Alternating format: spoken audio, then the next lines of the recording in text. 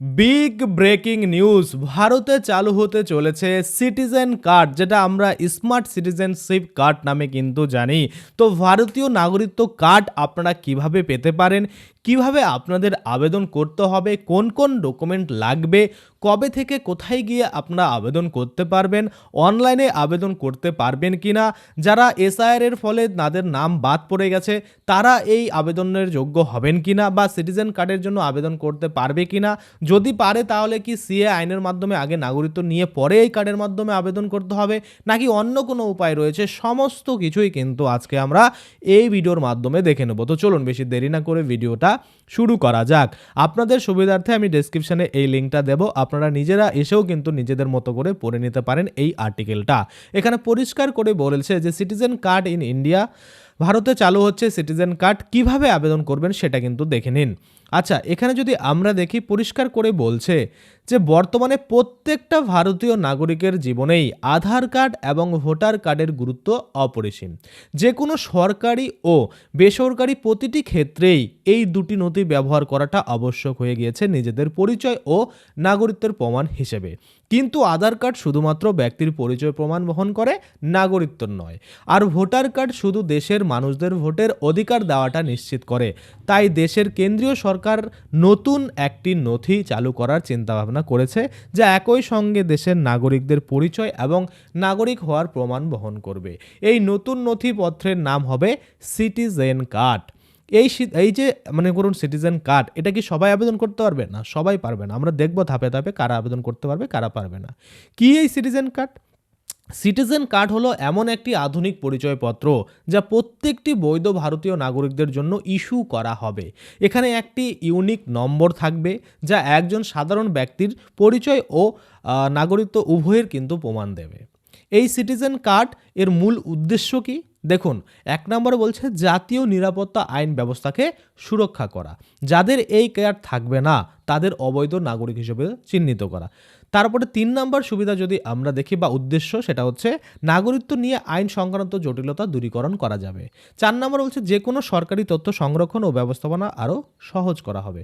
সরকারের মতে এই সিস্টেমটির মাধ্যমে জাতীয় নিরাপত্তা আইন আরও জোরদার করতে এবং এর পাশাপাশি অভ্যন্তরীণ প্রশাসনকে আরও মজবুত করতে সাহায্য করবে এই নতুন নিয়ম বা নতুন সিটিজেন কার্ড ভারতে চালু হচ্ছে, যেটা ভারতীয় নাগরিকত্ব কার্ড, সেটাই কিন্তু বলা হচ্ছে। আচ্ছা, সিটিজেন কার্ডের প্রয়োজনীয়তা কি?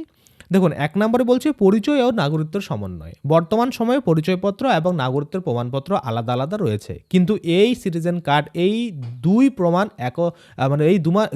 প্রমাণপত্র একত্রিত করবে বা একসঙ্গে কিন্তু প্রমাণ করবে, যা প্রশাসনিক প্রক্রিয়াকে আরও সহজ করে তুলবে।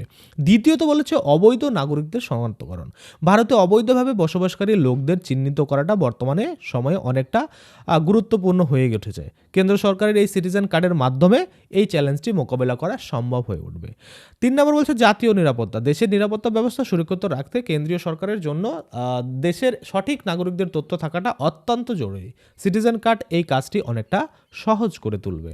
কিভাবে আবেদন করবেন এই সিটিজেন কার্ডের জন্য? দেখুন, পরিষ্কার বলছে সিটিজেন কার্ড প্রাপ্তির প্রক্রিয়া মূলত জাতীয় জনসংখ্যা পঞ্জি অর্থাৎ এনপিআর এর মাধ্যমে সম্পন্ন করা হবে। অর্থাৎ ১ নম্বরে বলছে এনপিআর আপডেটের সময় দেশের নাগরিকদের ব্যক্তিগত ও পারিবারিক তথ্য সংগ্রহ করা হবে। দ্বিতীয়ত বলছে তথ্য যাচাই। দেশের নাগরিকদের থেকে প্রাপ্ত তথ্য যাচাইয়ের পর বৈধ নাগরিকদের ইউনিক সিটিজেন নম্বর দেওয়া হবে। ৩ নম্বর কি বলছে? Citizen card issue.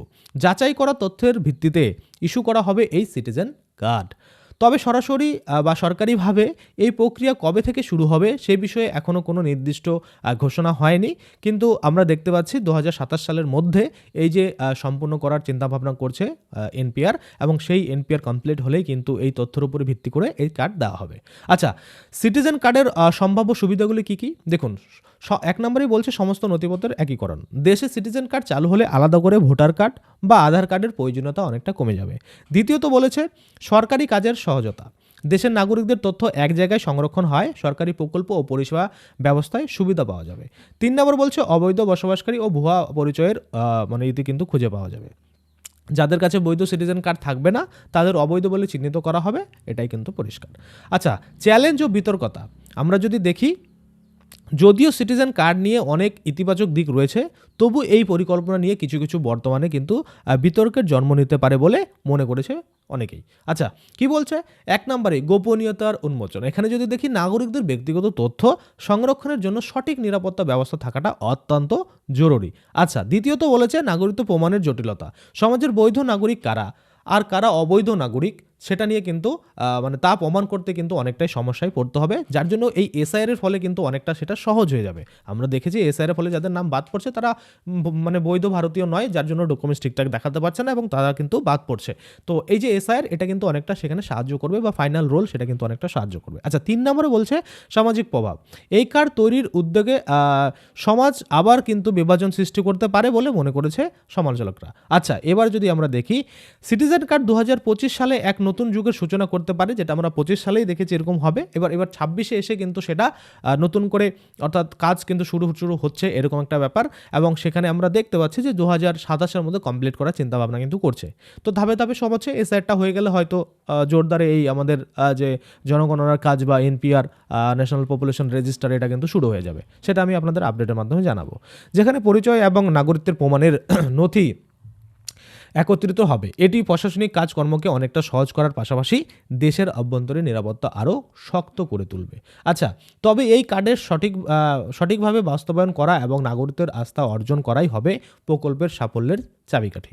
আচ্ছা, গুরুত্বপূর্ণ লিঙ্ক আমরা এখানে দেখতে পাচ্ছি, citizen card in India ২০২৫ apply, এটা ২০২৫-এর পর, যার জন্য ২৫ দেখাচ্ছে। এটা কোনো ব্যাপার নেই, লিঙ্ক খুললে আপনারা সেই আগেরটাই পেয়ে যাবেন। এই যে টোটাল জিনিসটা আমি আপনাদের দেখালাম, এই হচ্ছে সিটিজেন কার্ডের আবেদন কিভাবে করতে হবে, যেটা আপনারা দেখলেন। কোনো রকম আবেদন করার আপনাদের প্রয়োজন নেই, এনপিআর-এর মাধ্যমে কিন্তু এই যে আপনাদের আবেদন সেটা কিন্তু অলরেডি হয়ে যাবে যখন ভেরিফিকেশনটা হবে বা জনগণনাটা হবে।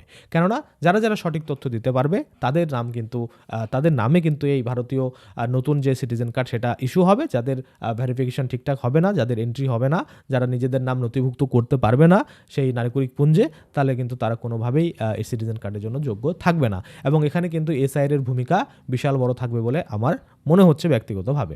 আশা করি আপনারা বুঝতে পারছেন। আচ্ছা, এবার যারা মনে করুন এসআইআর-এর ফলে নাম নিজেদের বাদ পড়ে গেছে, তারা তাহলে কি করবেন? তাদের তো মনে করুন যে আর ফাইনাল লিস্টে নাম আসবে না, এবং আপনারা যদি ফাইনাল লিস্টে নাম না আসে সেক্ষেত্রে আপনারা অন্যান্য যে মনে করুন ইসে রয়েছে, প্রকল্প রয়েছে বা অন্যান্য যে ব্যাঙ্ক অ্যাকাউন্ট রয়েছে আপনাদের যা রয়েছে সেই সুবিধা থেকে বঞ্চিত হবেন।